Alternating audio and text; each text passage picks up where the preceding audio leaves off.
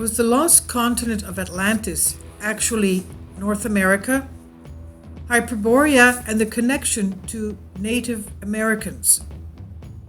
We know that the ancient Greeks, the Minoans who were giants, as described in the Old Testament, the Minoans who fled the area because of the upcoming eruptions of the volcano of Thera Santorini, the Minoans who were known as the Philistines of the Old Testament, had trade all along the Mediterranean, all along the British Isles, and to the north, going over Iceland, Faroe Islands, Iceland, Hyperborea, where they have reports of the white wolves.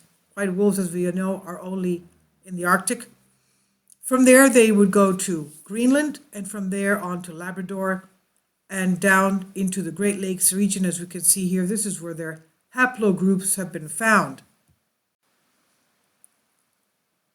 Genetic testing of Native Americans has found that the mitochondrial DNA of Native Americans, especially around the Great Lakes, and here we have the Great Lakes map and the St. Lawrence Basin, are the same as the area of Greece, ancient Greece, the Minoans, Israel, the Levant, showing that they have a connection. We've already established the trade routes, and we've already talked about the fact that 500,000 tons of copper has been removed from the Great Lakes region. They have found ancient mining tools in those ancient caves from where the copper has been mined.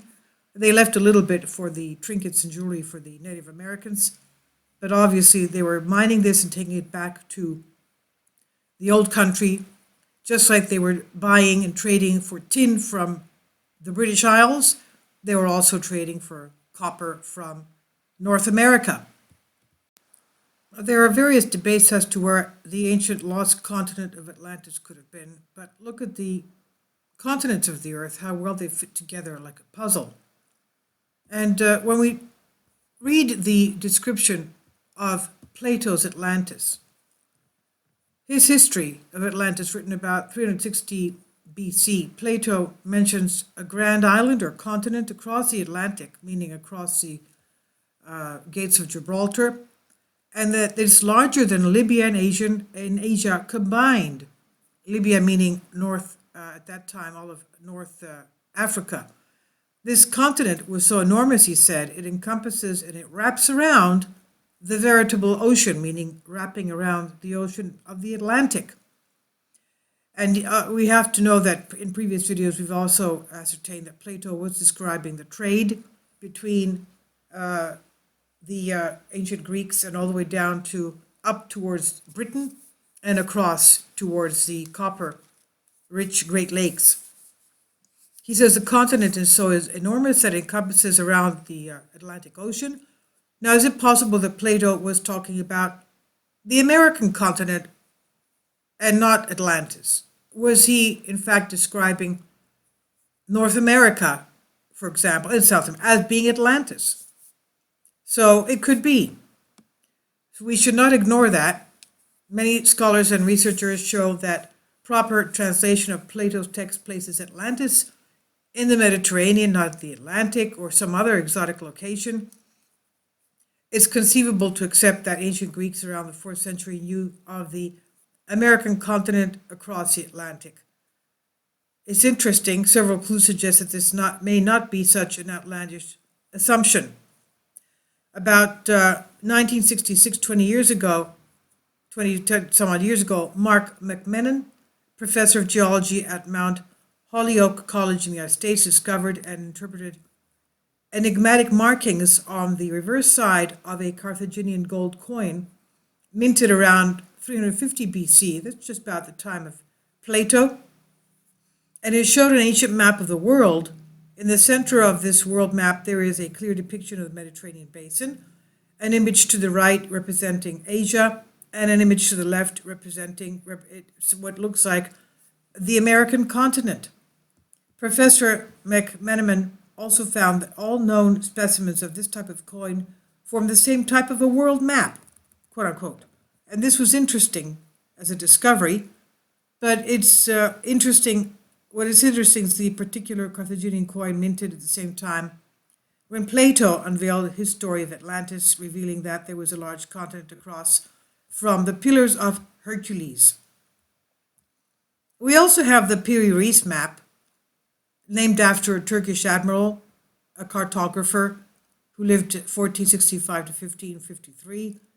And the map was drawn in 1513, and it was 2 decades after the discovery of America by Christopher Columbus, depicting the west coast of Africa, Europe, and the entire American continent on the Atlantic side of the ocean.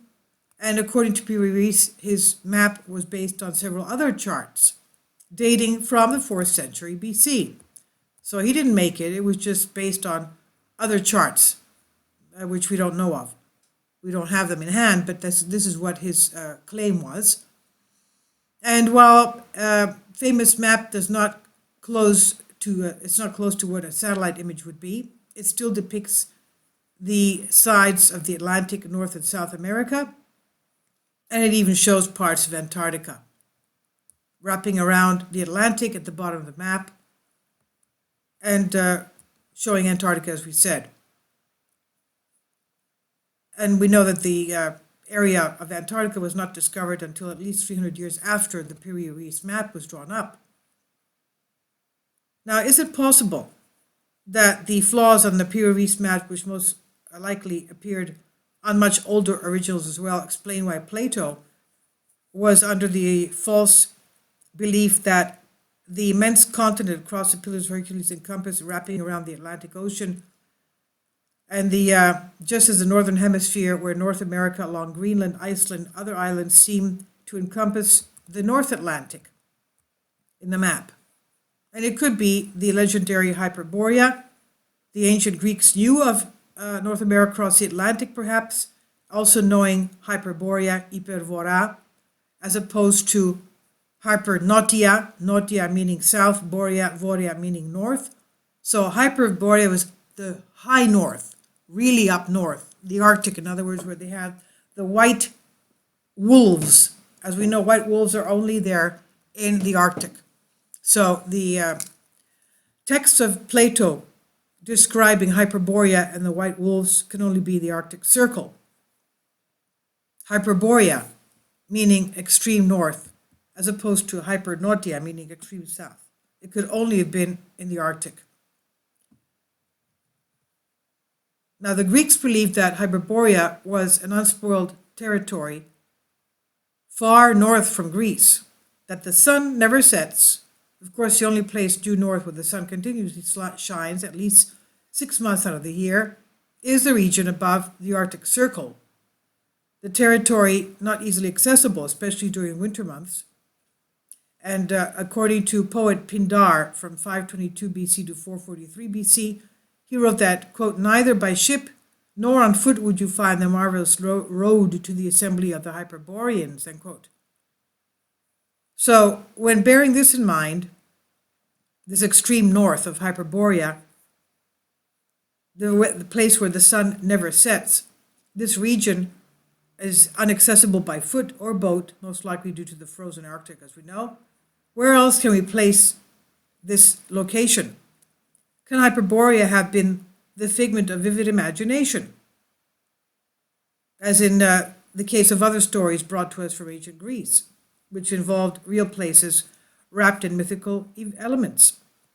Among others, the Palace of Knossos, which is in Heraklion, Crete, associated with the Minotaur, the mythical beast of half man, half bull, the city of Troy, which was connected with an epic war fought by demigods. Is it possible that Greeks managed to navigate so far north, or was that knowledge passed down to them from others, such as Minoans, perhaps? Well, we have clues all around the world. The copper from the region around the Great Lakes that disappeared during the Bronze Age. That's very interesting. We know that, of course, they had armor, they had helmets, they had shields, they had weapons, they had lances, they had spears. All this they needed copper for, the Bronze Age. Where'd they get it from? obviously the Great Lakes. So, how did spices, plants, insects, indigenous only to America, find themselves in Santorini, the Minoan island, around 1600 BC? Tobacco, insects. The ancient city of Akrotiri on Santorini, which is north of Crete, in the Aegean of Greece, revealed that a tobacco beetle, the Lasioderma sericorne, an insect indigenous only to America at that time, was found buried under the volcanic ash of the 1600 BC eruption. If tobacco was not introduced to Europeans until after Columbus discovered America around 1518 AD, as history claims, nearly 3,000 years later, how else did this pest get stored? The pest of the tobacco get there? The pest that attacks the stored tobacco. Also in ancient Egypt, they got tobacco. They had tobacco and other plants indigenous to America, like cocoa leaves, used during their mummification. In 1992, German studies revealed that 1/3 of all Egyptian mummies tested carried traces of nicotine on their hair, skin, and bones. Also, the same tobacco beetle was found in Santorini was found inside the mummy of King Ramesses II from 1213 BC, as well as inside King Tutankhamun's tomb from 1323 BC. If our early Mediterranean ancestors did not know North America 10,000, 12,000 years ago, then how did the haplogroup X of the Mediterranean gene find itself in North America around the time frame as Plato claimed? And let's not forget the fact, if you see one of my past videos on the Native Americans, that they speak ancient Greek. It's not just the DNA that's Greek. One of the professors of a Maine university sent a letter to the American chiefs in May of 1851, and it was written in ancient Greek. He was calling them my brothers, and he was warning them about their cultural failure. And he was writing them letters. He wrote the letter in ancient Greek, dated May 5th, I think, 1851. And obviously, why were they being written to in ancient Greek? They didn't go to college to become Grecians.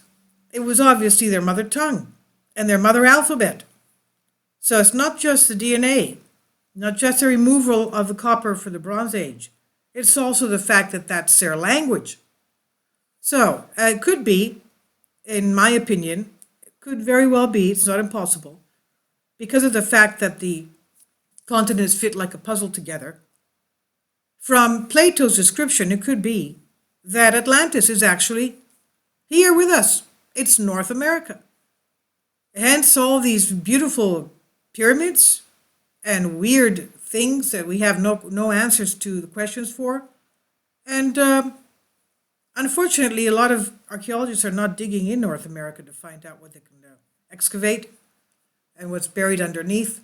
They're all being sent to the old countries of the European areas. So it could be. Tell me what you think. I'll leave links below for you for this on Ancient Origins and Eden Saga. And I look forward to your comments. Thank you so much for your support.